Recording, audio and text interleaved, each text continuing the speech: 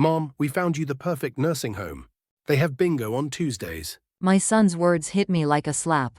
I stood frozen in my own kitchen where I'd packed his school lunches for 12 years, baked birthday cakes, cried when his father died. David smiled as if he'd just offered me a cruise, not a cage. It's only 20 minutes away. Jessica chirped, my daughter-in-law's voice syrupy with fake concern. We can visit on weekends. Sometimes. I was 72 years old, not dying. But watching them plan my disposal like I was broken furniture. I realized something horrifying: I'd become invisible in my own home. What I did next shocked everyone. But it saved my life. The morning sun filtered through the lace curtains of my Pasadena home. The same curtains I'd hung 40 years ago, when Robert and I first moved into this 4-bedroom house on Marengo Avenue.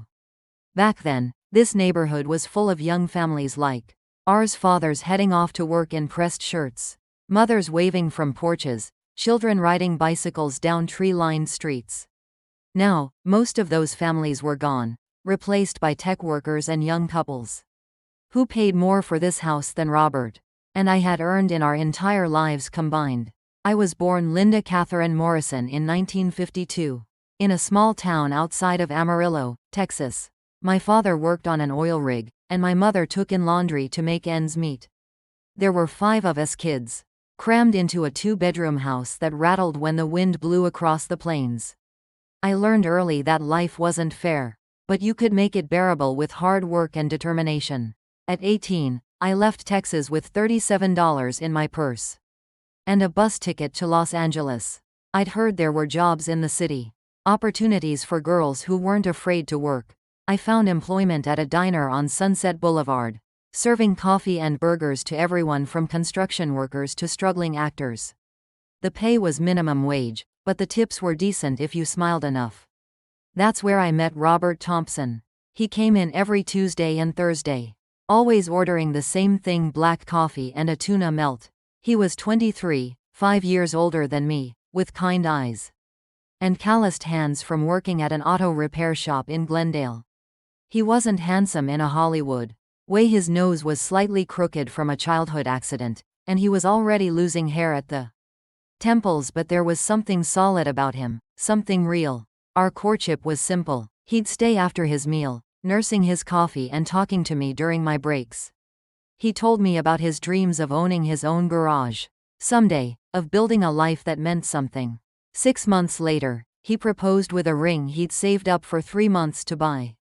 We married at City Hall on a Tuesday morning, with 2 witnesses pulled in from the street. The early years were hard. We lived in a cramped studio apartment in Koreatown, where the walls were so thin we could hear our neighbors' conversations. Robert worked 12-hour days at the shop, and I picked up extra shifts at the diner. We ate a lot of rice and beans, a lot of marked-down groceries from the day-old section. But we were happy. We were building something together. In 1979, our son David was born. I held him in my arms at Huntington Memorial Hospital, and thought my heart would burst from the love I felt. He was perfect: 10 fingers, 10 toes, a shock of dark hair, just like his father's. Robert cried when he first held him, tears streaming down his face as he whispered, "We made this. We made a person." David was a brilliant child. He walked at 10 months, spoke in full sentences before his 2nd birthday. His kindergarten teacher told us he was gifted, that we should nurture his talents. So we did, even when it meant sacrifice. I took on more shifts. Robert worked weekends. We couldn't afford the fancy private schools, but we made sure David had books, educational toys, whatever he needed to thrive. When David was 3, I got pregnant again. Our daughter Emily arrived in 1982, a sunny dispositioned baby who smiled more than she cried. Where David was intense and focused, Emily was gentle and empathetic. She'd bring home stray cats and cry over dead birds. I used to joke that David would change the world, and Emily would heal it. By 1984, we'd saved enough for a down payment on a house. This house, it wasn't fancy, a standard California ranch-style home built in the 1960s, but it had 4 bedrooms, a backyard with an orange tree, and it was ours. The mortgage was $780 a month, which seemed impossible at the time. But Robert had gotten promoted to shop manager, and I'd moved up to head waitress. I remember the day we moved in. Robert carried me over the threshold, while the kids laughed and ran through the empty rooms. We had almost no furniture, a mattress, a folding table, a few chairs from Goodwill, but we were homeowners. In America, that meant something. The years passed in the way they do when you're raising children. There were soccer practices and piano lessons, homework struggles and teenage rebellion. David excelled at everything: honor roll every semester, captain of the debate team, acceptance to UCLA with a partial scholarship. We were so proud we could barely speak. Emily took a different path. She was a good student but never pushed herself the way David did. She preferred art classes to AP courses, volunteered at the animal shelter, instead of joining clubs that would look good on college applications. David sometimes called her unmotivated, but I understood her better. She had a kind heart in a world that often rewarded ruthlessness. Robert and I grew older together in this house.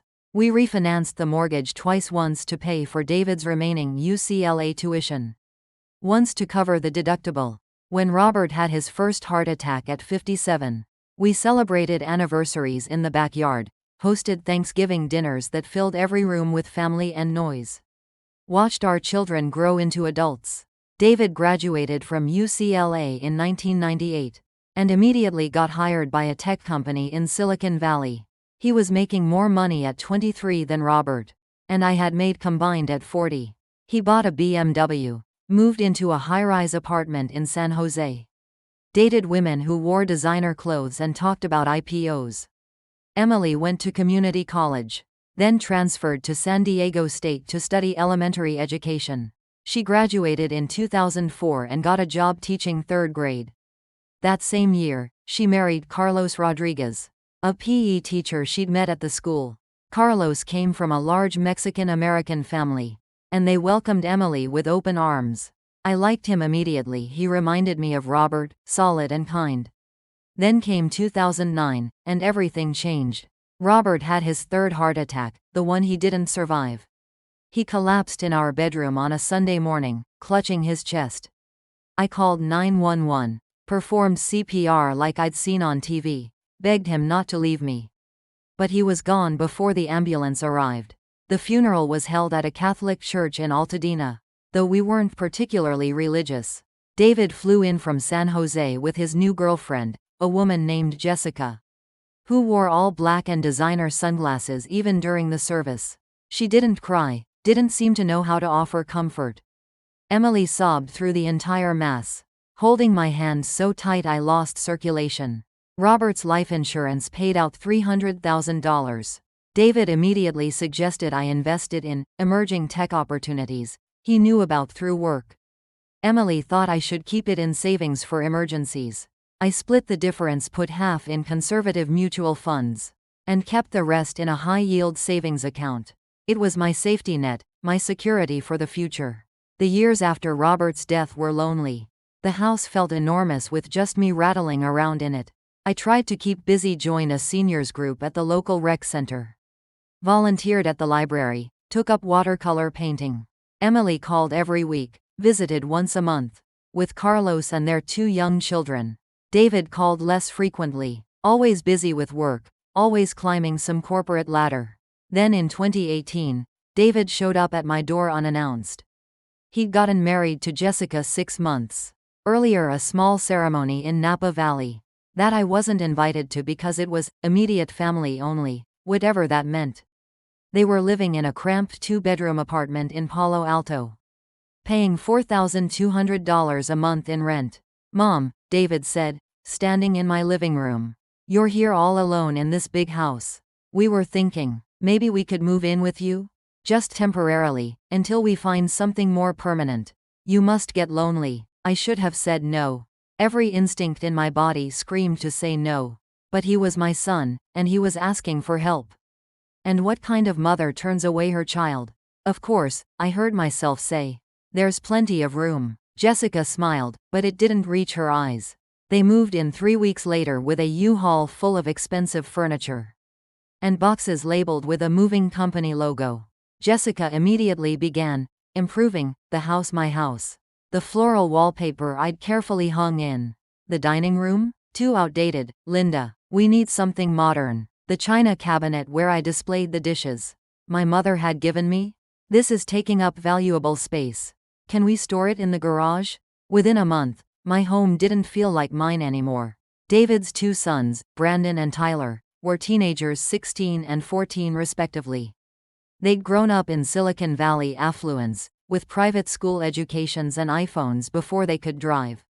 They treated me politely at first, the way you might treat a hotel concierge. But politeness isn't the same as warmth, and it certainly isn't the same as love. Jessica didn't work. She'd been a middle school art teacher before marriage, but David's tech job paid enough that she'd quit. Now she spent her days redecorating my house, shopping online, and meeting friends for $20 salads and $15 green juices. She called it self-care. I tried to be understanding. I tried to be the supportive mother-in-law I'd want if positions were reversed. I cooked meals they didn't eat because they were too heavy or not organic enough. I did their laundry even though Jessica said I used too much detergent. I watched the boys after school even though they spent the entire time in their rooms playing video games and barely acknowledged my existence. Just temporarily, David had said. But temporary stretched from months into years. By 2021, I'd become invisible in my own home. I woke up at 5:30 every morning, a habit from my waitressing days, and made breakfast that no one ate. David left for work by 6:30, barely grunting a goodbye. The boys stumbled downstairs around 700, grabbed protein bars, and ignored me. Jessica slept until 900, then emerged in expensive athleisure wear to make herself a smoothie in the $600 blender she'd bought with David's credit card. I spent my days cleaning, organizing, trying to stay out of the way. I'd become a ghost haunting my own life. The breaking point came on a Thursday morning in March 2024.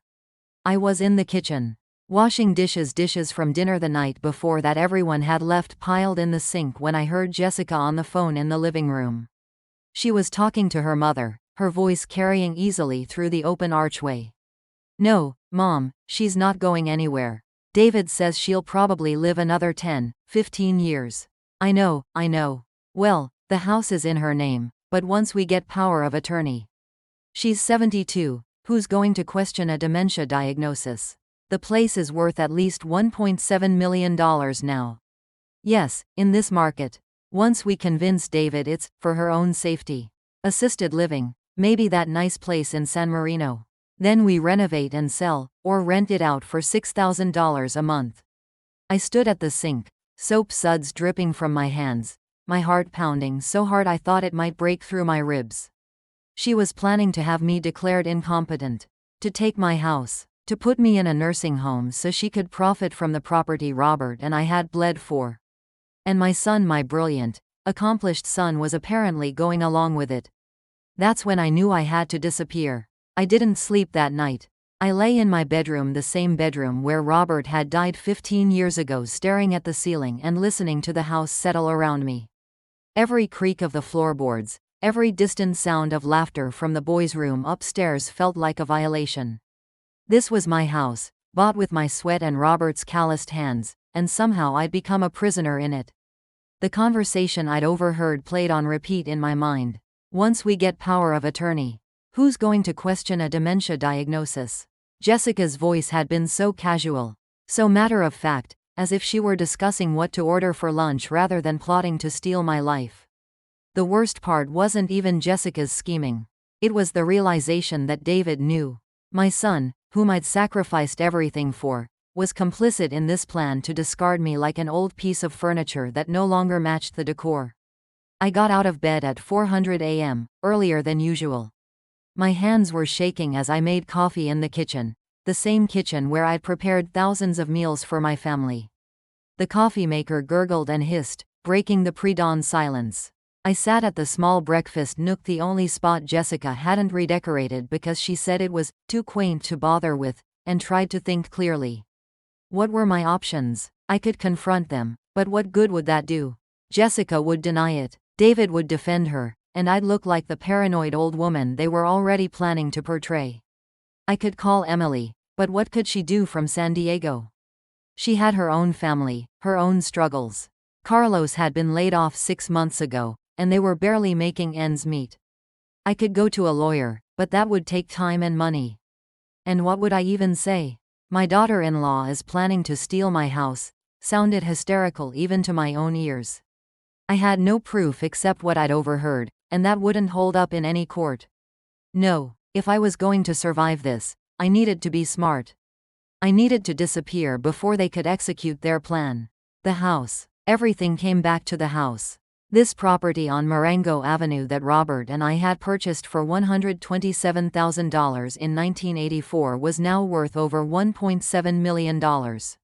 According to the Zillow estimate I'd looked up last month. It was my ticket to freedom, my inheritance, my future. And Jessica wanted to take it. Over my dead body. I spent that morning doing what I always did: cleaning, organizing, being invisible. But now I was observing everything with new eyes, planning my escape. David left for work at 6:30 as usual, barely acknowledging my presence. Jessica emerged at 9:00, made her green smoothie, and announced she was going to a Pilates class. Linda, can you pick up my dry cleaning? The ticket's on the counter. And the Instacart delivery should arrive around 200. Make sure they don't substitute the organic chicken breast again. Last time they sent conventional and I had to return it. Of course, I said, my voice steady. She grabbed her Hermes bag, a $12,000 accessory I'd once heard her brag about to her friends, and left without saying thank you. She never said thank you. The moment her Range Rover pulled out of the driveway, I went into David's home office. I knew it was wrong to snoop, but desperate times called for desperate measures. My hands trembled as I opened his desk drawers, not sure what I was looking for but knowing I needed evidence. In the bottom drawer, underneath some old files, I found a folder labeled, Mom's Affairs. My heart sank as I opened it. Inside were documents I'd never seen before, printouts of my bank statements. How had he gotten access to those? A property appraisal for my house dated 2 months ago. And most damning of all, a blank power of attorney form with my name already filled in at the top. There was also a brochure for Hillside Manor Assisted Living in San Marino. I flipped through it with numb fingers. Starting at $8,000 per month. Memory care available. Secure environment for residents with cognitive decline. They'd already picked out where they were going to put me. Beneath the brochure was a typed document that made my blood run cold. It was a letter, drafted but not yet sent, addressed to my primary care physician, Dr. Patel. Dear Dr. Patel, I'm writing with concerns about my mother, Linda Thompson. Over the past 6 months, my wife and I have noticed increasing memory problems and confusion. She frequently forgets conversations, leaves the stove on, and seems disoriented about what day it is. We're worried about her safety and wondering if she should be evaluated for dementia or Alzheimer's disease. Given her age 72 and recent behavioral changes, we believe it may be time to discuss care options and possibly establish a medical power of attorney for her protection. Sincerely, David Thompson. Every word was a lie. I'd never left the stove on. I knew exactly what day it was. It was Thursday, March 21, 2024, and this was the day I learned my son was willing to destroy me for real estate. I took photos of everything with my phone, my hands shaking so badly I had to take several shots to get them in focus. Then I carefully put everything back exactly as I'd found it. The rest of the day passed in a fog. I picked up Jessica's dry cleaning, accepted the Instacart delivery, prepared dinner that would probably go uneaten. But inside, my mind was racing. I needed a plan. I needed help. And I needed to act fast.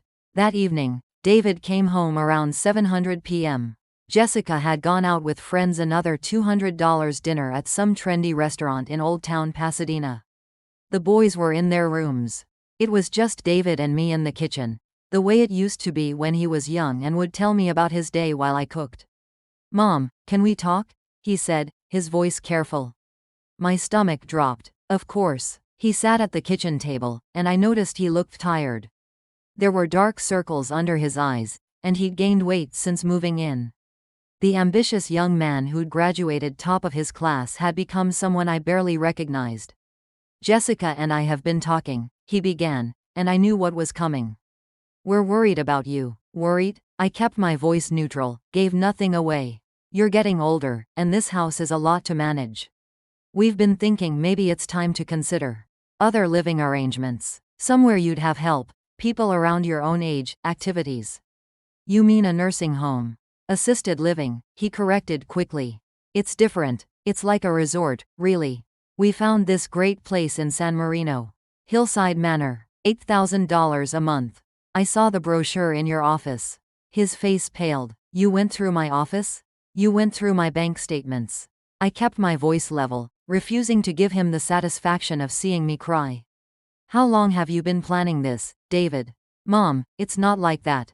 Then what is it like? Explain to me how forging a letter to my doctor claiming I have dementia is, for my own good. He stood up, his chair scraping against the floor.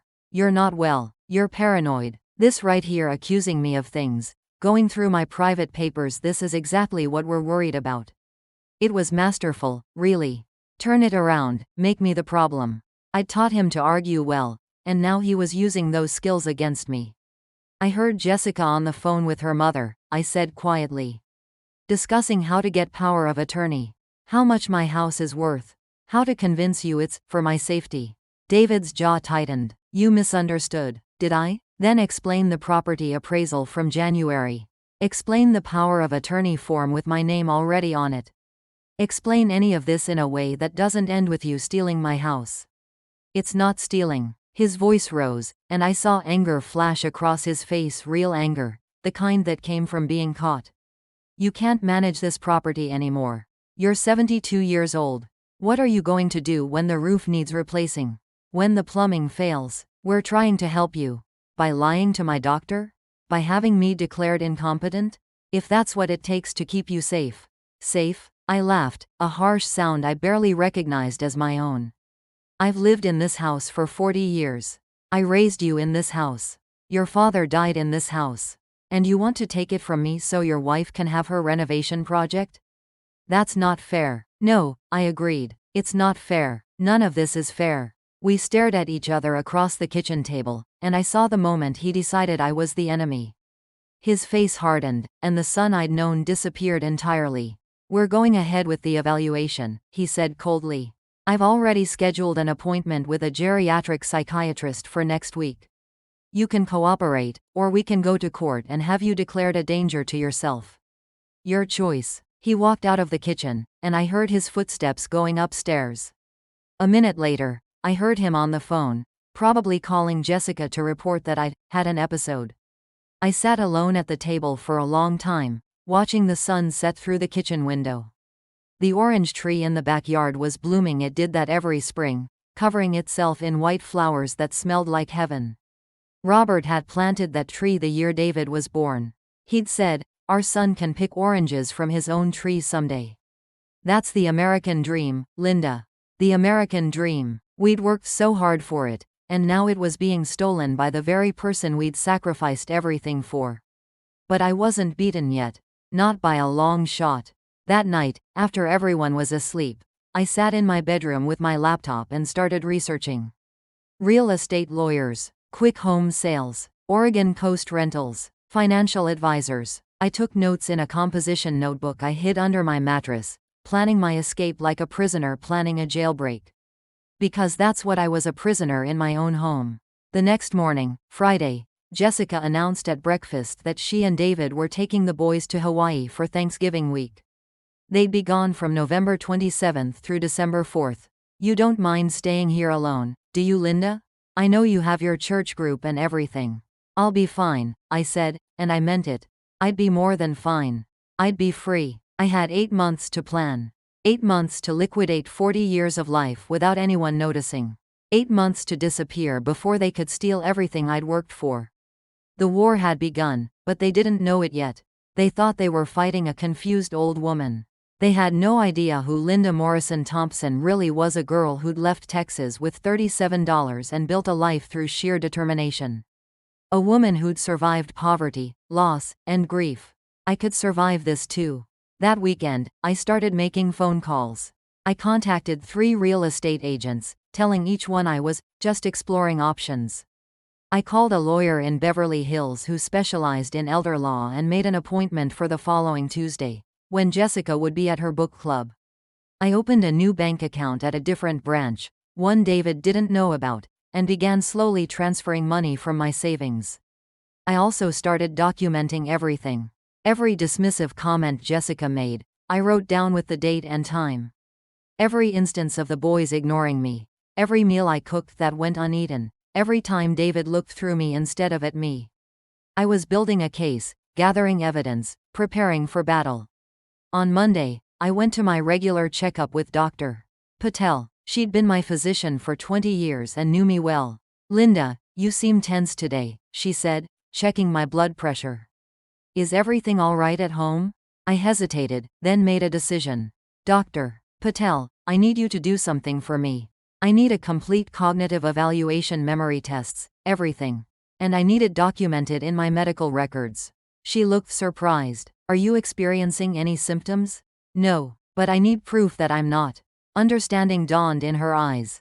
"I see. Family issues?" "Something like that." She scheduled me for a full neurological workup the following week. When the results came back, perfect scores on every test, no signs of cognitive decline whatsoever, she printed out copies for my records and added a detailed note to my file, stating that I was mentally competent and showed no signs of dementia, confusion, or impaired judgment. "Whatever you're dealing with," she said, handing me the envelope, "you have my full support. You're one of the sharpest patients I have." I tucked the documents into my purse alongside the photos I'd taken of David's folder. I was armed now, ready. The months crawled by. Spring turned to summer, summer to fall. I played my role perfectly: the quiet, cooperative mother-in-law, the helpful grandmother, the woman who was slowly fading into the background. All the while, I was planning. I chose my real estate agent carefully, a woman named Patricia Chen who specialized in quick sales and had a reputation for discretion. I met with her at a coffee shop in Alhambra, far from anyone who might know me. "I need to sell my house," I told her. "Fast. And I need it to happen over Thanksgiving week when my family is out of town." She didn't ask questions. "Can you give me the address? I'll run a comparative market analysis." When she came back with the numbers, my breath caught. The house was worth $1.8 million in the current market. Even with a quick sale discount, I could expect $1.60 to $1.7 million. "I can have buyers lined up by November," Patricia said. "Give me the green light, and we'll move fast." I gave her the green light. By July, I'd hired a moving company that specialized in estate sales and senior relocations. They would come on November 28, the day after my family left for Hawaii, and pack up everything I wanted to keep. The rest would be sold or donated. For my destination, I chose Cannon Beach, Oregon. It was far enough from California that they wouldn't easily find me, but close enough that I could drive there in a day. I'd visited once, 30 years ago, and remembered the quiet beauty of the place: the enormous rock formations rising from the sand, the artist galleries, the sound of the Pacific crashing against the shore. I found a small studio apartment with an ocean view, $1,200 a month including utilities. The landlord, a retired teacher named Margaret Sullivan, didn't ask many questions when I paid 6 months' rent up front. "Running away or running to?" she'd asked when we spoke on the phone. "Both," I'd answered honestly. She laughed. "Good for you. The apartment's yours." The summer heat bore down on Pasadena. Jessica complained constantly about the air conditioning bill while leaving every window open, for the breeze. David worked longer hours, or claimed to. I suspected he was avoiding home as much as I wanted to escape it. Brandon turned 18 in August. Jessica threw him a party I wasn't consulted about, filling my backyard with teenagers who left red Solo cups everywhere and trampled the flower beds I'd maintained for decades. When I asked David about the mess the next morning, he'd shrugged. "Boys will be boys, Mom. Lighten up, as if watching strangers destroy my garden was a joke. That same week, I noticed items missing from my bedroom. Small things: at first a silver picture frame, a crystal vase my mother had given me. Then Robert's watch disappeared from my dresser drawer. The Rolex he'd bought himself after 20 years at the garage, his one luxury item. I found it 2 days later in Brandon's room when I was collecting laundry. It was sitting on his nightstand like it belonged there. I picked it up and went downstairs. David was in the living room, scrolling through his phone. Why does Brandon have Robert's watch? He barely looked up. I gave it to him. For his birthday. You gave him? I couldn't finish the sentence. My hands were shaking. That was your father's watch. You had no right. Mom, Dad's been dead for 15 years. It was just sitting in a drawer. Brandon's graduating next year, going to college. He needs a nice watch. He needs? My voice rose despite my efforts to stay calm. What about what I need? That watch was all I had left of your father besides this house, and you're taking both from me. David finally looked up, his expression hardening. You're being dramatic, and honestly, this kind of irrational behavior is exactly what concerns us. There it was, the trap. Any emotion I showed would be used as evidence of instability. I walked upstairs, went into Brandon's room, and took the watch back. I locked it in my closet safe along with my other valuables. From that day on, I kept the safe key on a chain around my neck. September brought new tensions. Jessica decided the kitchen needed renovating. The cabinets are so dated, she said one morning, flipping through a restoration hardware catalog. And that linoleum? It's practically from the Stone Age. We could do marble countertops, new appliances, maybe knock out this wall to open up the space. This is my house, I said quietly. Of course it is. Her smile was patronizing. But you're not going to live forever, Linda. And when David inherits it, we'll just have to redo everything anyway. Wouldn't you rather enjoy the improvements while you're still here? The presumption took my breath away. When David inherits it, not if, when. I haven't decided who inherits this house, I said. Jessica's smile froze. What do you mean? I mean I have 2 children. And a will that can be changed. I walked out before she could respond, but I heard her on the phone minutes later, her voice shrill. David, your mother is threatening to write you out of the will. I don't know, she's being crazy. You need to come home right now. That afternoon, David sat me down for what he called a family meeting. Jessica was there, her face set in hard lines. Even the boys came down from their rooms, looking uncomfortable. Mom, David began, using his boardroom voice, we need to discuss your mental state. My mental state is fine. You're being hostile toward Jessica. You're hoarding items in your room. You're making threats about the will. These are warning signs. Warning signs of what? Defending myself? Of paranoia. Of cognitive decline. I'm not paranoid. I'm protecting myself from people who want to steal my house. Jessica gasped. Steal? David, did you hear that? She's accusing us. I heard Jessica on the phone, I said, looking straight at my son. Planning how to get power of attorney. Discussing the house value. Picking out nursing homes. David's face remained impassive. Mom, you misheard a private conversation and jumped to conclusions. This is exactly the kind of confused thinking we're worried about. I'm not confused. I took photos of the documents in your office. The fake letter to Dr. Patel. The power of attorney form. The nursing home brochure. The room went silent. David and Jessica exchanged a look I couldn't read. Those photos won't help you, David said finally. They'll just prove you're unstable. Breaking into my private office, making wild accusations. Any lawyer will see it for what it is, an elderly woman losing touch with reality. I have a cognitive evaluation from Dr. Patel. Perfect scores. One test doesn't mean anything. Dementia patients have good days. He had an answer for everything. They'd thought this through, planned for every contingency. I was fighting a battle they'd already won in their minds.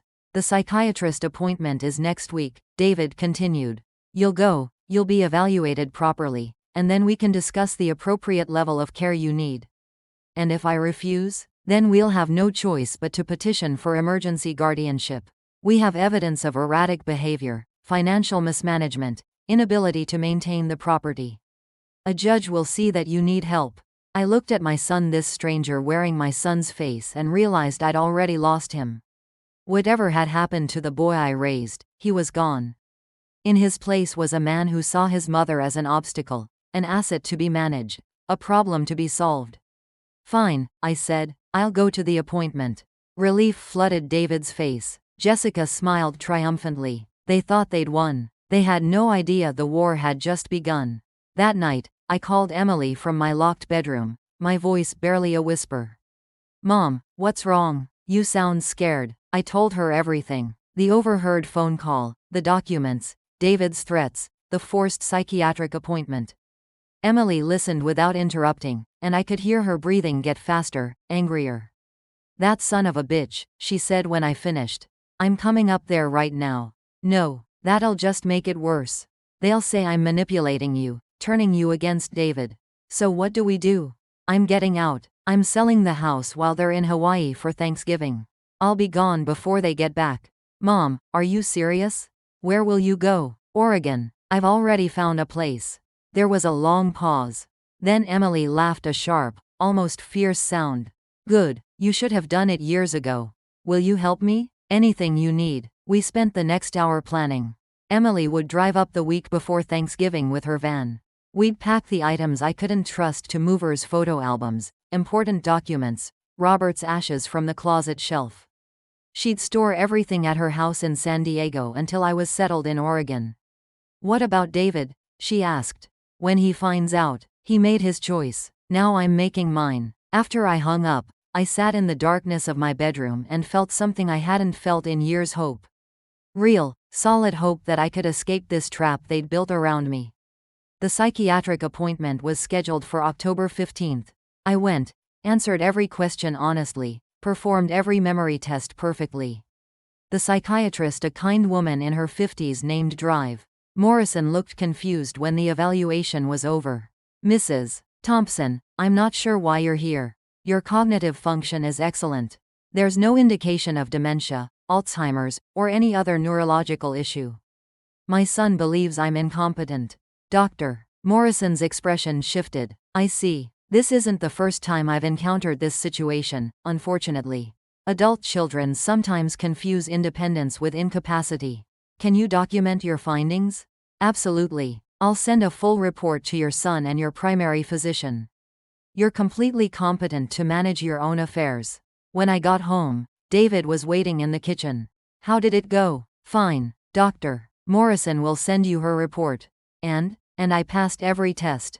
Because there's nothing wrong with me." His jaw tightened. "We'll see what the doctor says." When Dr. Morrison's report arrived a week later, David read it in stony silence. Then he crumpled the paper and threw it in the trash. "One doctor's opinion doesn't mean anything. We can get a second evaluation. How many doctors do I need to prove I'm sane? 3, 5, 10? As many as it takes." I said nothing. There was nothing left to say.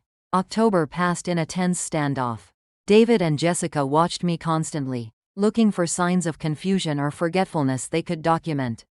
I was careful to be perfect, never forgot a date, never misplaced my keys, never left a burner on. But I was also finalizing my escape. Patricia Chen had found buyers for the house, a young couple from San Francisco, both doctors, expecting their first child in March. They loved the orange tree in the backyard. They promised to take care of the garden. "They remind me of you and Robert," Patricia said. "Starting out, building a life." I signed the preliminary paperwork in her office, my hand steady. The closing was scheduled for November 30th. Electronic signature, wire transfer. I'd be in Oregon when it happened, and $1.65 million would hit my new bank account. The week before Thanksgiving, Emily arrived with her van. We worked at night, after everyone was asleep, carrying boxes down from my room to load in her vehicle. Photo albums, Robert's ashes, my mother's china, the quilts I'd made over the years. Everything that mattered fit in one van. "It's not much," I whispered as we loaded the last box. "It's everything that counts," Emily corrected. "The rest is just stuff." She hugged me hard before she left. "You're doing the right thing, Mom. I'm proud of you." 2 days before Thanksgiving, Jessica was in full trip preparation mode. New swimsuits, sunscreen, reservations at expensive restaurants. She didn't notice me quietly packing a single suitcase in my room. "Linda, we're leaving at 5 a.m. Wednesday," she reminded me Tuesday night. "You'll be okay here alone? You won't forget to water the plants or anything?" "I'll be fine," I said. And I meant it. Tuesday night, I wrote a letter. I'd rewritten it dozens of times over the past months, trying to find the right words. In the end, I kept it simple. David, by the time you read this, I'll be gone. Not dead, just free. I sold the house. My house. The one your father and I built together. You wanted me in a nursing home? I chose the ocean instead. Don't look for me. I'll contact you when I'm ready. You're 45 years old. It's time you learned to stand on your own. Love always. Mom. I left it on the kitchen table, under a magnet on the refrigerator where they'd be sure to find it. Wednesday morning, November 27, 500 a.m. I heard them getting ready, suitcases thumping downstairs, David calling for the boys to hurry up, Jessica checking her bag one more time. I stayed in my room, silent, until I heard the garage door close and the car engine fade down the street.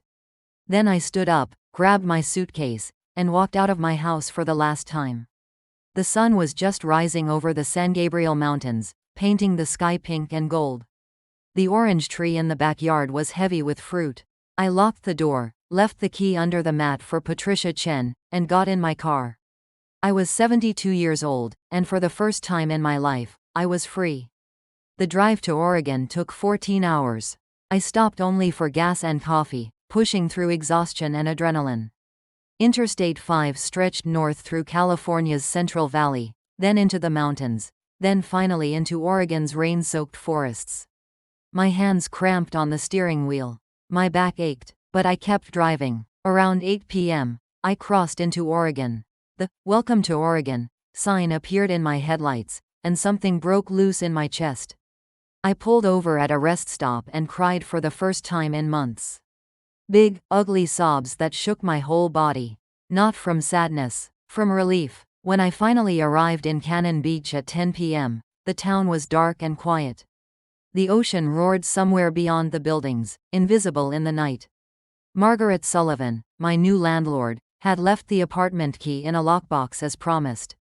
I climbed the stairs to the 4th floor, unlocked the door, and stepped into my new life. The studio was small, maybe 400 square feet. A Murphy bed folded into the wall.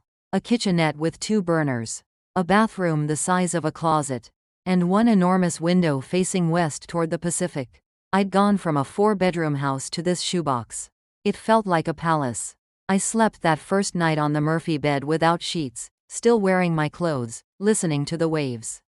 In the morning, I'd deal with furniture and groceries and all the practical details of starting over. But that night, I just slept. Really slept, for the first time in years. Thursday morning, Thanksgiving, I woke at 5:30 out of habit. But there was no breakfast to cook. No family to serve, no Jessica to criticize the coffee. I made instant coffee in a paper cup, the only dish I owned. I opened the window and felt cold, salt air rush in.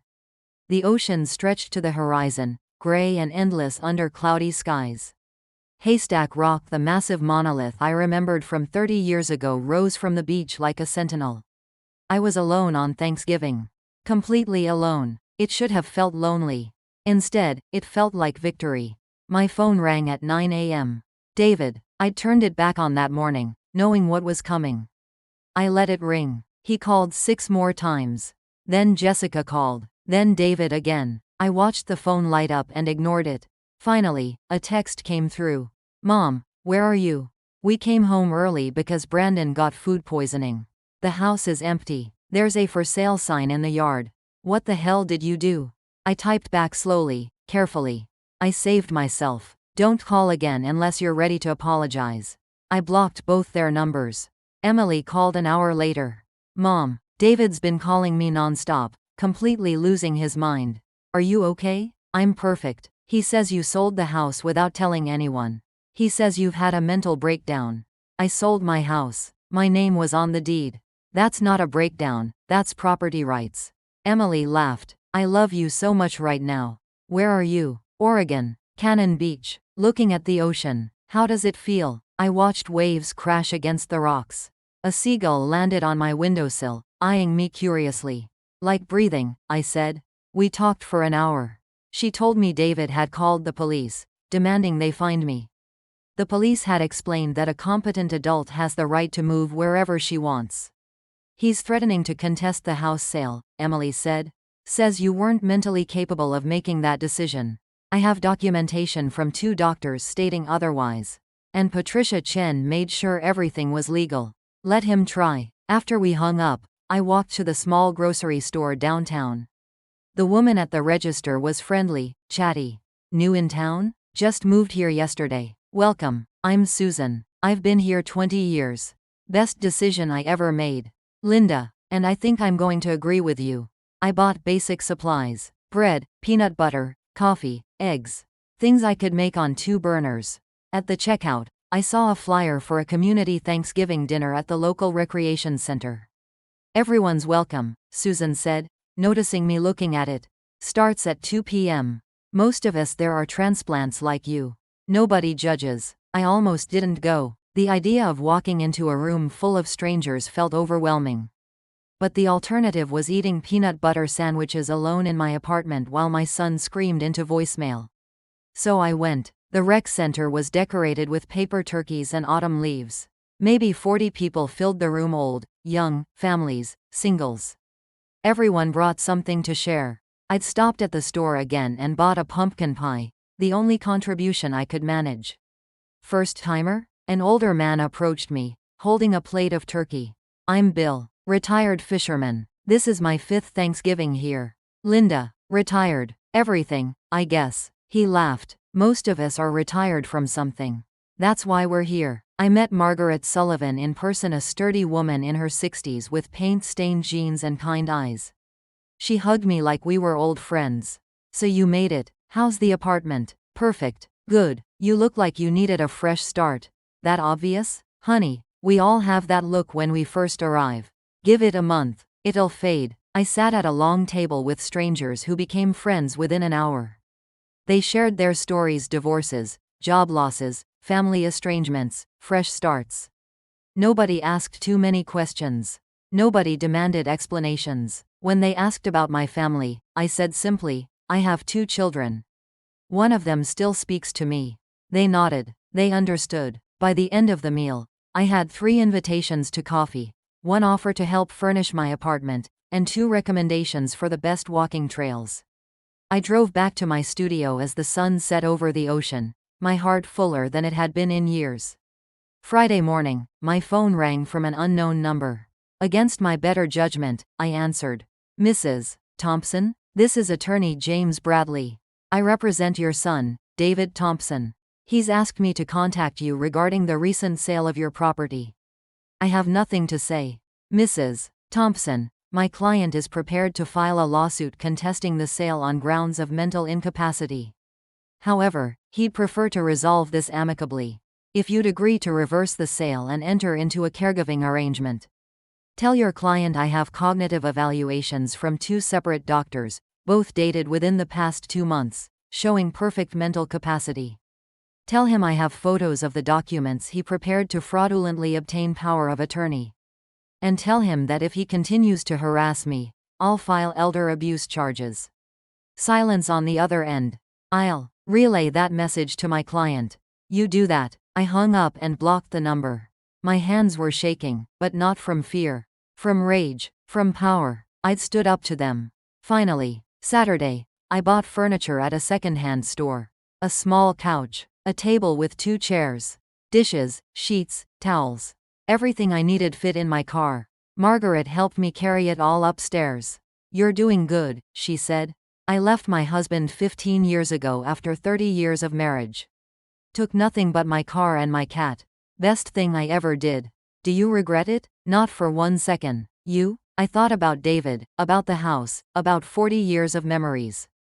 No, I said, not even a little. Sunday morning, I walked the beach at sunrise.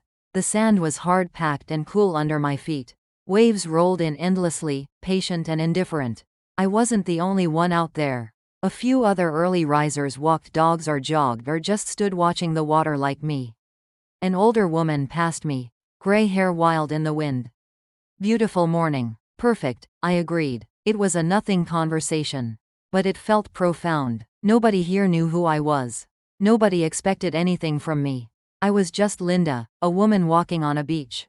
That afternoon, Emily video called. Mom, you look different. Different how? Younger. Happier. Like yourself again. I feel like myself. David's still calling me every day. He's furious. Jessica filed for divorce, did you know that? No, but I'm not surprised. Apparently, she was already seeing someone else. A plastic surgeon in Beverly Hills. She moved out 2 days after you left. I should have felt vindicated. Instead, I just felt tired. He made his choice, I said. Now he's living with it. He wants to talk to you. Says he's sorry. Is he sorry he got caught, or sorry for what he did? Emily paused. I don't know, Mom. Maybe both. Tell him I'll talk to him when he's ready to admit he tried to steal my house and commit elder abuse. Until then, I have nothing to say. We talked about other things. Her kids, her job, Carlos's new position coaching at the high school. Normal things. Family things that had nothing to do with greed or betrayal. After we hung up, I made dinner on my 2-burner stove. Scrambled eggs and toast. I ate at my second-hand table, looking out at the ocean. It was the best meal I'd had in years. Monday, I explored the town. Cannon Beach was small, maybe 1,700 residents. Art galleries lined the main street. Coffee shops, bookstores, a small library. Everything walkable. I stopped at the library and got a card. The librarian was young, maybe 30, with pink hair and multiple piercings. What kind of books do you like? She asked. I'm not sure anymore. I haven't read for pleasure in years. She smiled and pulled 3 books off the shelf. Start with these. Come back and tell me what you think. I took them home and read for 4 hours straight. When had I last done that? When had I last had time for myself? Tuesday, Margaret knocked on my door. Want to paint with me? I run a class at the rec center every Tuesday and Thursday. Beginners welcome. I hadn't painted since the watercolor classes I'd taken 15 years ago. I'm not very good. Nobody is at first. That's the whole point. The class was small, 6 women, all over 60. We painted the ocean, badly at first. My colors were muddy. My proportions were wrong. But it didn't matter. Nobody judged. Nobody criticized. You're doing great, Margaret said, looking at my canvas. You've got a good eye for light. For the first time in years, someone praised something I'd done. Wednesday evening, David called from a new number. I almost didn't answer, but something made me pick up. Mom. His voice was rough, like he'd been crying. Please, just talk to me. I'm listening. I'm sorry. For everything. You were right. About Jessica, about the house, about all of it. Are you sorry you got caught, or sorry you did it? Long pause. Both. I don't know. I'm sorry. That's not good enough, David. What do you want from me? I want you to understand what you did. You tried to steal my home. You wrote fake letters to my doctor. You planned to have me declared incompetent and locked away so you could profit from Dad's and my life's work. Do you understand how evil that is? I wasn't thinking clearly. Jessica convinced me. Jessica didn't force you. You're 45 years old. You made your choices. He was crying now. Mom, I lost everything. Jessica's gone. The boys barely speak to me. My job is on the line because I've been so distracted. Please, I need you. You need me? Where were you when I needed you? When your wife was calling me names and redecorating my house and treating me like a servant. I know, and I'm sorry. Sorry isn't enough. Come back when you're ready to truly make amends. Until then, leave me alone. I hung up. My hands were shaking again. But this time from something else. Power, control, freedom. Thursday, I woke up and realized I'd slept past 530 for the first time in decades. It was 715. Nobody needed me. Nobody was waiting for breakfast. I made coffee slowly, enjoying the process. I watched the sunrise paint the ocean gold. This was my life now. Mine alone. And it was beautiful. That afternoon, I went back to painting class. This time, my ocean was better. The colors were cleaner. The waves had movement. You're a natural, one of the other women said. Her name was Janet, a former nurse from Seattle. I'm just enjoying it. That's what makes you a natural. After class, 4 of us went for coffee. We talked about our lives, our escapes, our new beginnings. I left my son's house 6 months ago, Janet said. He and his wife wanted me to babysit full-time while they worked. Didn't want to pay for daycare.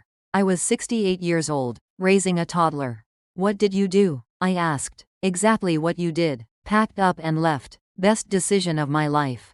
We exchanged numbers, made plans to walk the beach together. I had friends, real friends, not just people who tolerated me. Friday marked 1 week since I'd left. 1 week of freedom. I stood at my window, watching fishing boats head out for the day. The sun was rising over the coastal hills behind me, casting long shadows across the water. My phone buzzed. A text from Emily. Brandon called me. He wants your number. Says he wants to apologize. I stared at the message for a long time. Brandon, my grandson, who'd worn his grandfather's watch like a trophy, who'd treated me like furniture. But he was 18, still young, still learning. I typed back, not yet. Tell him he can write me a letter. If it's sincere, maybe we'll talk. I wasn't ready to forgive. Maybe I never would be. But I was ready to heal. And that was enough. 3 months passed in Cannon Beach. Winter storms rolled in off the Pacific, violent and beautiful. I learned to love the rain. I painted every Tuesday and Thursday. Walked the beach every morning. Made friends who didn't need anything from me except companionship. My book club met on Wednesdays. Coffee with Margaret on Saturdays. Volunteer work at the library on Mondays. I was busier retired than I'd ever been working. Emily visited in February, bringing her kids. We built sandcastles and flew kites. Her youngest, Sophia, held my hand the entire weekend. Grandma, why don't you live near us anymore? Because sometimes you need to start over. Can we start over here with you? Emily and I exchanged glances. She smiled. Maybe someday, baby, Emily said. Before they left, Emily hugged me tight. You saved yourself, Mom. I'm so proud of you. Those words meant everything. In March, a letter arrived. Handwritten, 3 pages long. Brandon's handwriting, messy but earnest. Dear Grandma, I don't know if you'll read this. I don't know if I deserve for you to read this. But I'm writing anyway because I need you to know I'm sorry. I was a selfish, entitled brat. I took Grandpa's watch like it was mine. I ignored you in your own house. I didn't stand up for you when Mom and Dad were planning horrible things. I was 18, not 8. I should have known better. Dad told me everything. About the nursing home plans, the fake dementia letter, all of it. I feel sick thinking about it. That I lived in your house, ate your food, and let that happen. I'm in college now at UC San Diego. I'm living in a shitty dorm with a roommate who snores. I have to do my own laundry and cook my own meals. It's hard, and every time it's hard, I think about you doing this stuff for us for years while we treated you like a servant. I found Grandpa's watch in my drawer last week. Dad must have left it when he helped me move in. I'm sending it with this letter. It belongs to you. It always did. I don't expect you to forgive me.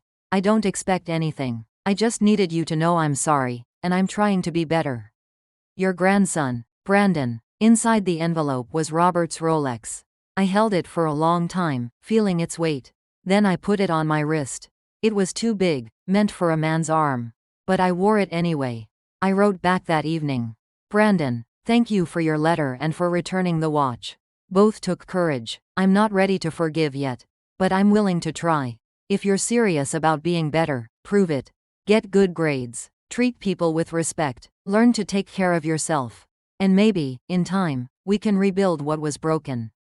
I'm in Oregon now. When you're ready, you can visit. Grandma. I mailed it the next morning. April brought sunshine and tourists. Cannon Beach transformed from a quiet winter town into something busier, louder. I didn't mind. The energy felt hopeful. David called again in May. I'd unblocked his number weeks earlier, though I wasn't sure why. Mom, I'm here. Brandon told me he wrote to you. That you wrote back. I did. Does that mean, could we maybe talk? Really talk? About what? About how badly I failed you. About what I did. About everything. I walked to my window, looked at the ocean. 3 fishing boats were heading out, their wake white against blue water. I don't know if we can fix this, David. I know, but I want to try. I need to try. His voice cracked. Real emotion, not manipulation. I'd learned to tell the difference. I'm seeing a therapist, he continued. Twice a week. She's helping me understand how I became that person, the one who could do those things to you. And I was scared of not being enough, of failing. Jessica made me feel like if I couldn't provide everything she wanted, I wasn't worth anything. So I tried to give her everything. Even if it meant taking from you. That's an explanation, not an excuse. I know. I'm not making excuses. I'm just trying to understand so I don't become that person again. We talked for an hour. Really talked, maybe for the first time in years. He told me about the divorce, about losing the tech job, about starting over as a project manager at a smaller company. About therapy and Al-Anon meetings and learning to live with less. Tyler's with Jessica, he said. But Brandon chose to stay with me. We're in a 2-bedroom apartment in San Diego. Near Emily, actually. How is that? Hard. Good. He keeps me honest. Calls me out when I'm being selfish. Good. Before we hung up, he said, Mom, would it be okay if I visited sometime? Just me. I won't push. I'd like to see where you are. Who you've become. I thought about it. Weighed the risk against the possibility. Maybe in the fall. Let's see how the next few months go.